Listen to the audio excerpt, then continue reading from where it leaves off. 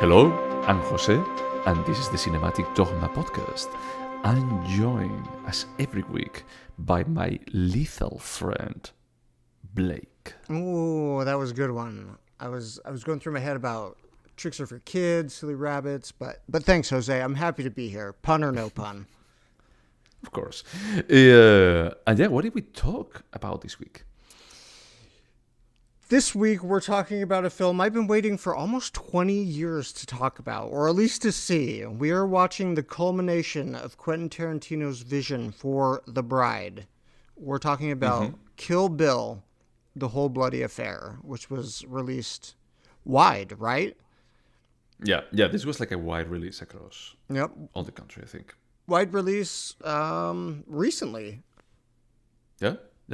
I'm not sure if it's still on the cinemas, honestly. I think that it was like wide but limited. I'm sure there will be some pockets of Tarantino fandom that keep it in theaters for a while. Fingers crossed. Yeah. No, that would be cool, actually.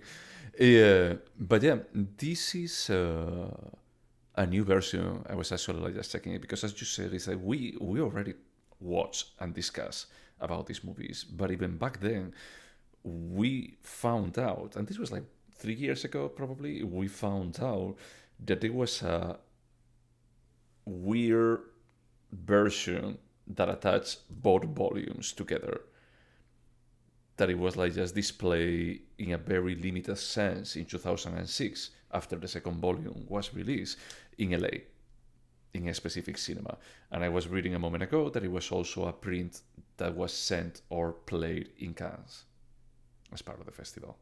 That was also called like The Whole Bloody Affair back then, right? But this is what is shown in theaters, or what was recently shown in theaters in 2025 is not the same as that version. Is that what you're saying?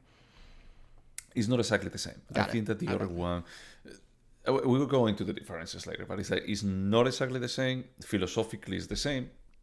And this is a bit more of a, hey, this is the way that Tarantino supposedly originally intended these movies to be watched, like that they were like just supposed to be like just a single experience instead of spreading it into.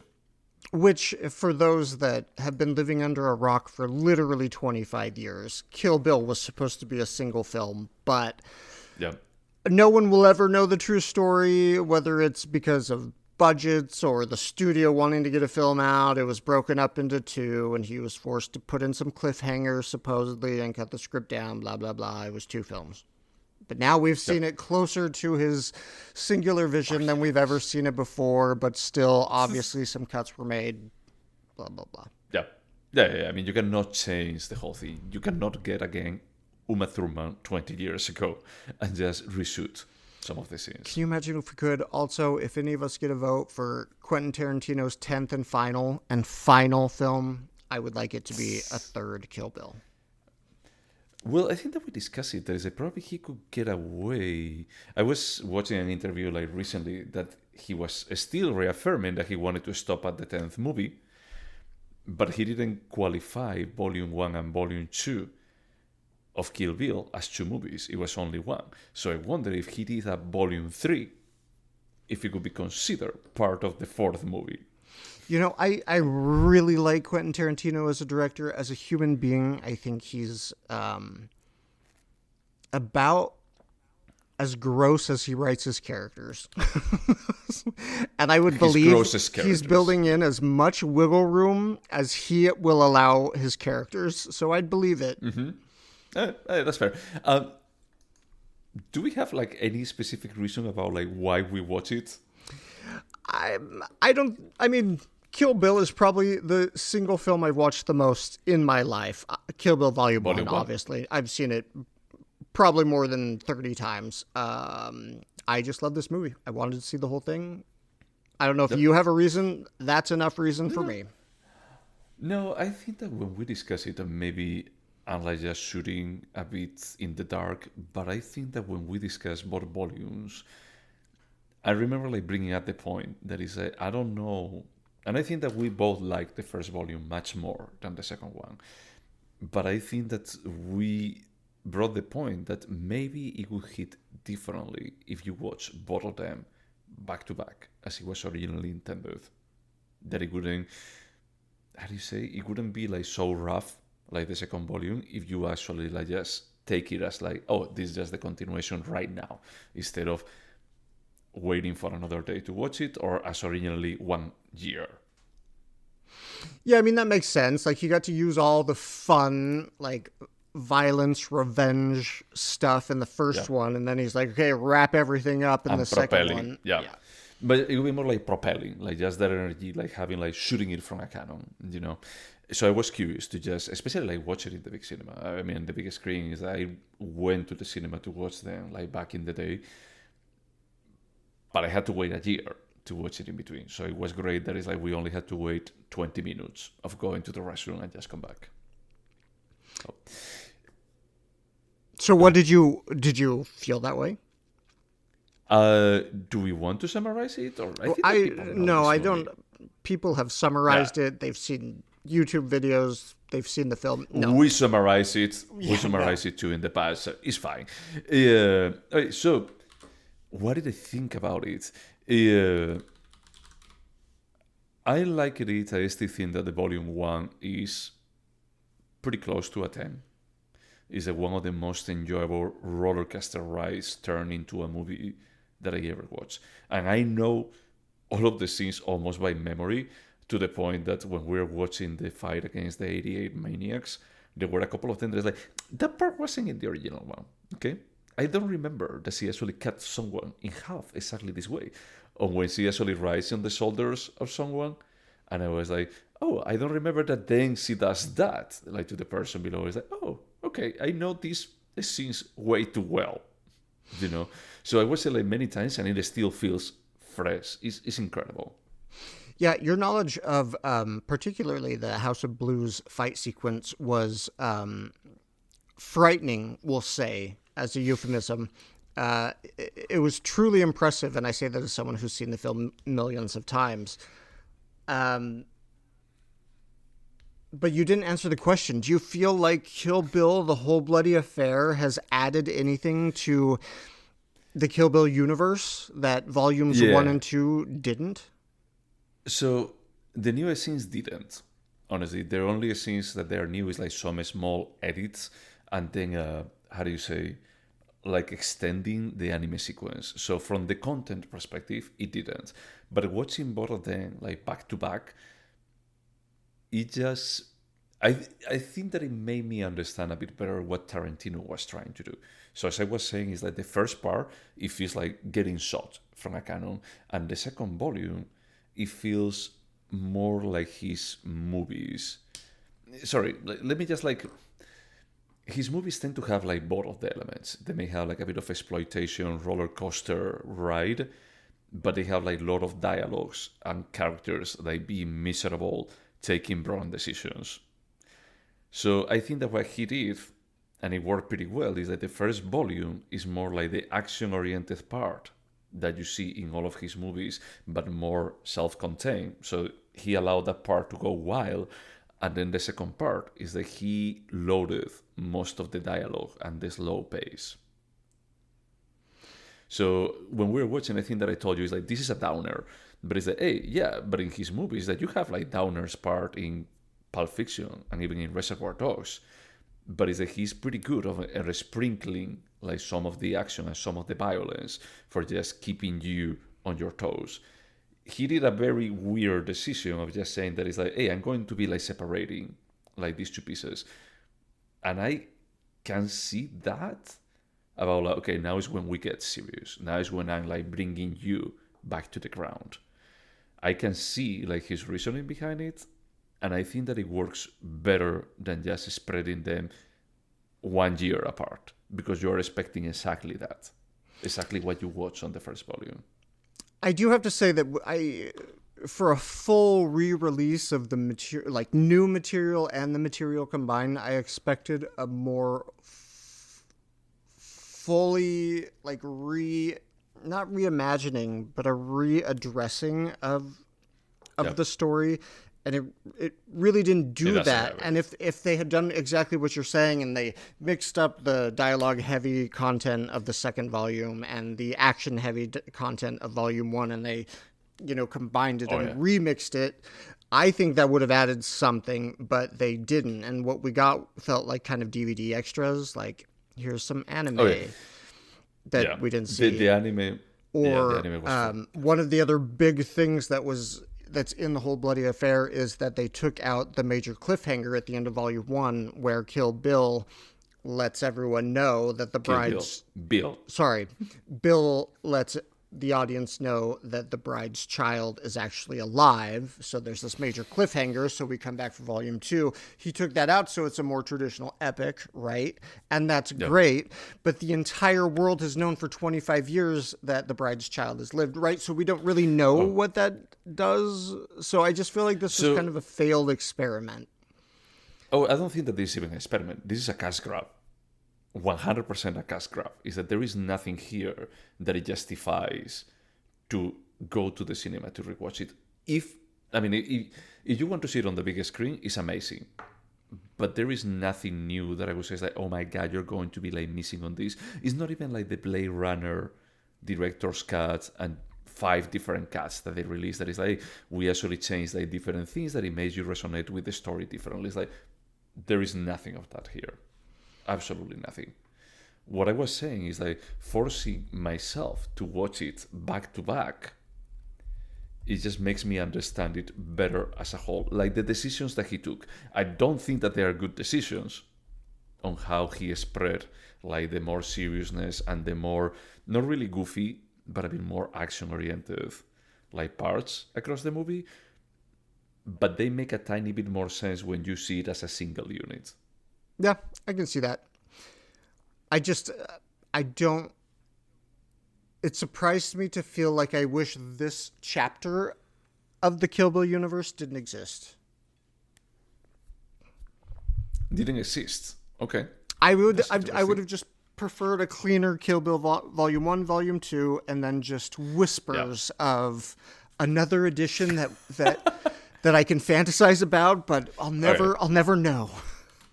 You prefer like when we only knew that it's like, hey, this existed in 2006? Yes, but I'll never see it. We miss it, and we miss it. Yeah, it was a temporal thing that existed at one point in time. That unicorn. Yes. Okay, no, that's fair. I mean, as I was saying, I don't think that this adds anything at all. It's like the kind of thing of, hey, if you want to watch it, I don't regret watching it. And I don't think that it has demystified anything for me. It's a good reminder. It was a good movie. A very interesting experience seeing in the credits Harvey Weinstein's name in big letters one more time. That was a kind of a nice, interesting throwback. Yeah, and the other thing that I found hilarious is that it has 2 credits. Because they didn't even remove the credits from Volume 2. And then they had to repeat, like, oh yeah, we finished the movie now. It's like, it was such a weird thing that is like, you could have done this better, okay? So it felt a bit more about like the studio, like a cash grab thing. It's like, a part of me even thinks that is it Tarantino, maybe he wasn't that involved with this. That would not surprise me.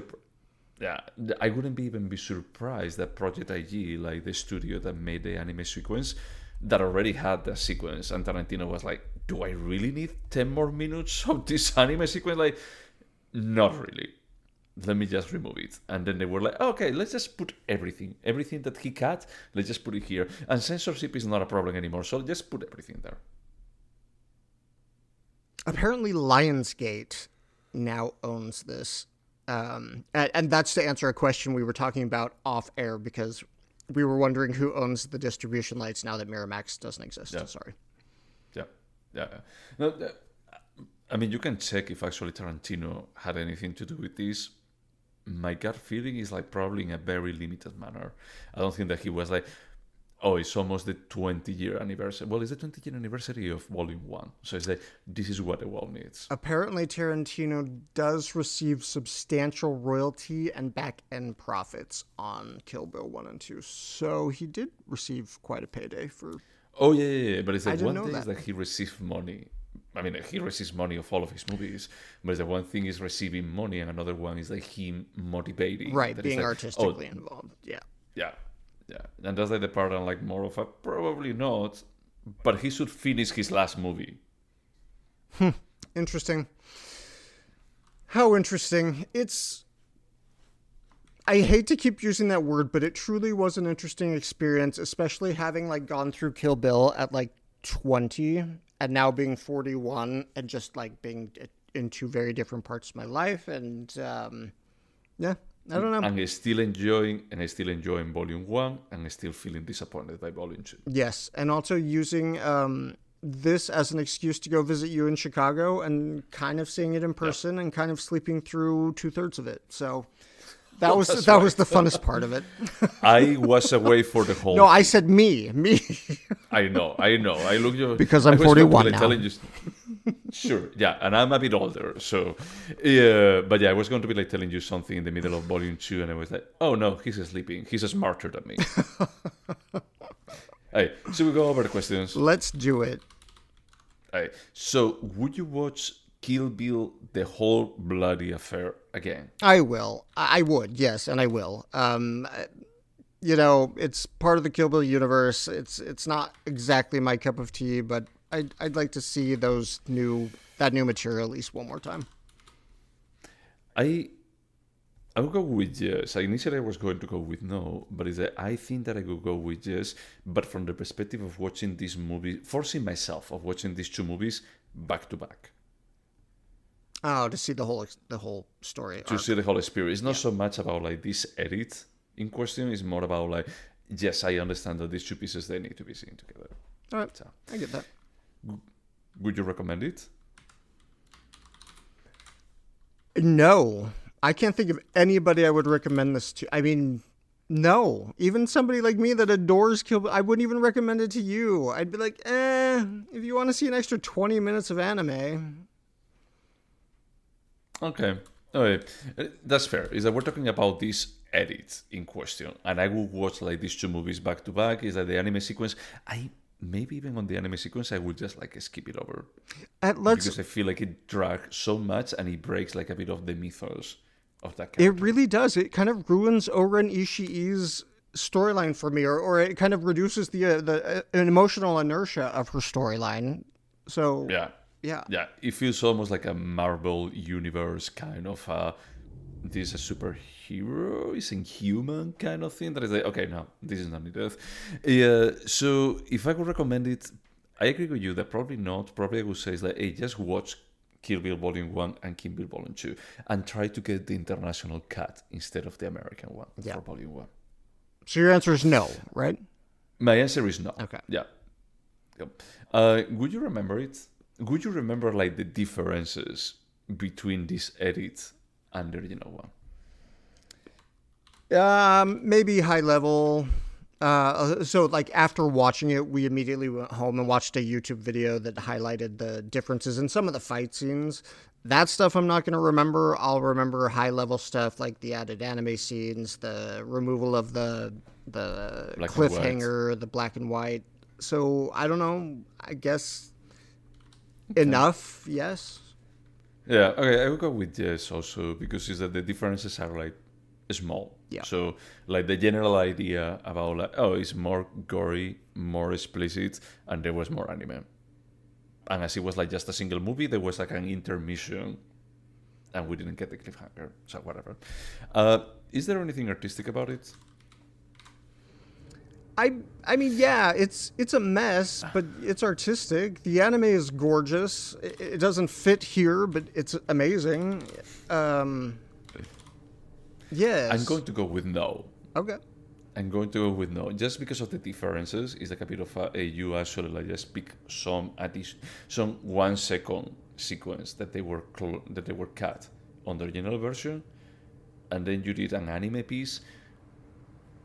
That honestly, I watch anime from time to time, and this is a bit of this is just like violent superhero high schooler.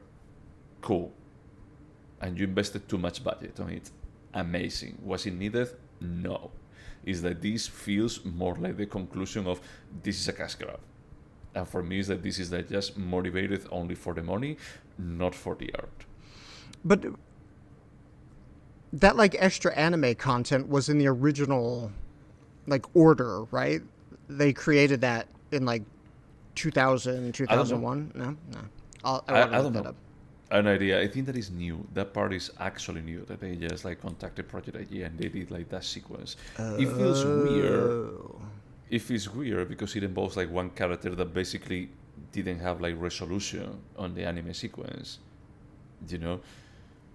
But it still feels like pretty weird that it was left open back then. But everything that I read is like this sequence is new. Interesting.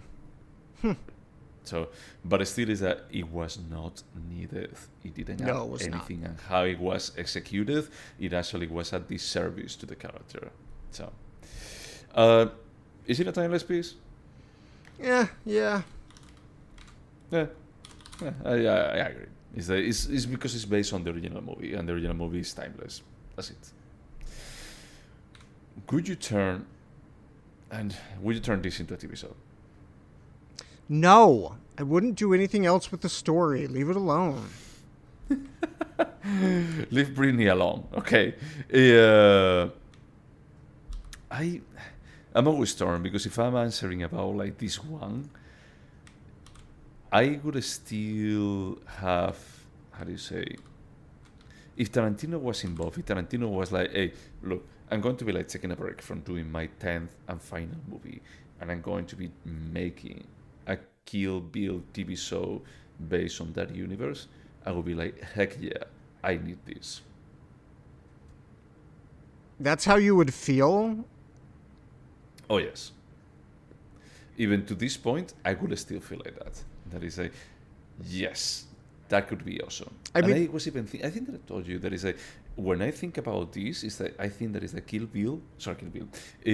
John Wick wouldn't exist without this movie. That's fine. I don't disagree with that naturally, and I would also be excited for the project, but I would not think the world couldn't live without that. I mean, we have been living for 20 years without that. Would I like it? Yes, I would love it, but I'm not going to be like trading a kidney for that. All right. Well, I mean, I kind of hope that happens so we can watch both of our reactions and just reflect. Sure.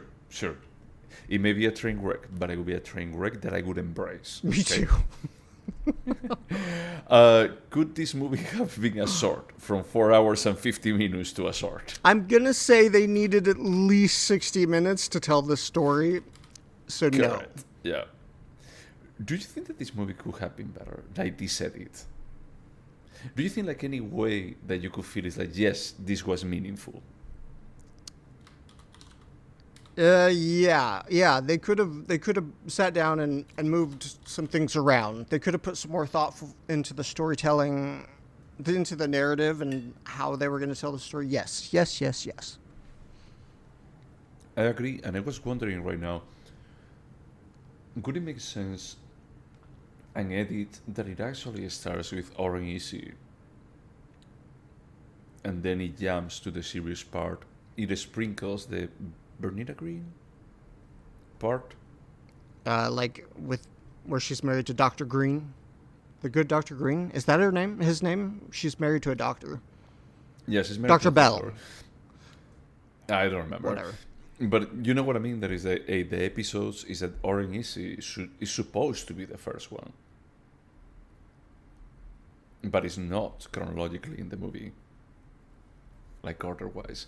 So I was wondering, would it be interesting to also like just reshuffle the episodes and just like making it in a way so it was more chronological? Like, yeah. I was curious about like what would be the feeling, But I agree with you. It's like it could have been more interesting. It could have been like a bit more about like Tarantino, just like reflecting a bit more about like, okay, yeah, I get the feedback that the vibe is different on Volume 2 versus Volume 1. Is there anything that can be done here? And I would have appreciated like an anime sequence to actually like try to close the gaps between like those changes in the order instead of actually like expanding the Orange Easy part. Because I love the style of that anime scenes, but it feels a bit reductionist about like, well, we're using anime just because the character is Japanese. You could have used anime for actually just like closing any scene. for like for developing any scene, not about like a 3 second, but about like, hey, I'm going to be adding like some bridge between the scenes, like going deeper into something. Yeah, I'm not enough of a storyteller to even consider offering an opinion here, but I can see what you're saying for sure. Okay, sounds good. All right, let's just move to the score. And I don't know whose pick was this. Oh dear God, can we just abstain from a score and just? We already scored Volume 1 and Volume 2. All right, let's just and we have already agreed that this doesn't add anything. This is not a new movie. I don't think it should have. Can we just average out our scores for the other two? Sure. Let me just check, like, pretty quickly, what was the scores originally of these two bad boys. Volume 1 should be a 10 for me, and then Volume 2 should be a 9.75, if I recall correctly. Oh, interesting. Yes. Is that the thing that we did back then is that we scored them independently and then we averaged both of them. Okay, so what do we give them? So, we gave them an 8.5 average. Is like, so I don't have the individual ones. I see. We already did this game back in the day. That would make sense. I'm guessing I gave them a 9 and an 8. Probably you give it a 9.5 and a 7.5. Something.